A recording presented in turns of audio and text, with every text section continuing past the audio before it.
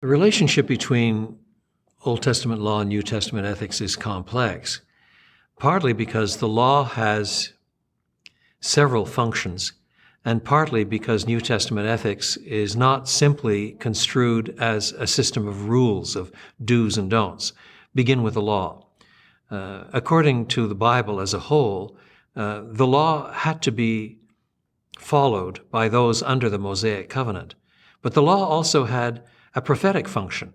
So, for example, the laws regarding Passover were to be observed.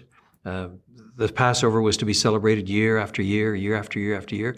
But in terms of fulfillment in the New Covenant, Paul writes to the Corinthians and says, Christ, our Passover, has been sacrificed for us. In other words, from the New Testament perspective, the Passover to be observed is Christ's death on our behalf, which meant that the wrath of God passed over us and we were spared the judicial punishment that was our due, precisely because Christ died in our place. Now, there was a moral and ethical obligation to obey the sacrificial laws regarding the Passover and celebrate the Passover feast year by year, year by year. Obviously, we don't celebrate it in the same way. To see a one-on-one connection between Old Testament law in this regard and New Testament ethics would be a huge mistake.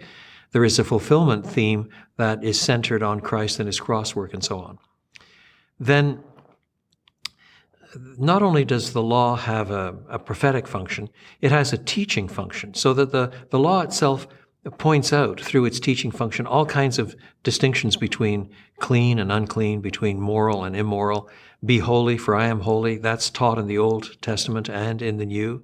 On the other hand, the Old Testament also proscribes certain kinds of foods. Believers weren't to eat certain kinds of foods, whereas according to Mark's gospel, Jesus said certain things, making all things clean. And so there's no direct mapping of Old Testament law on New Testament ethics conceived as a simple pattern of do's and don'ts.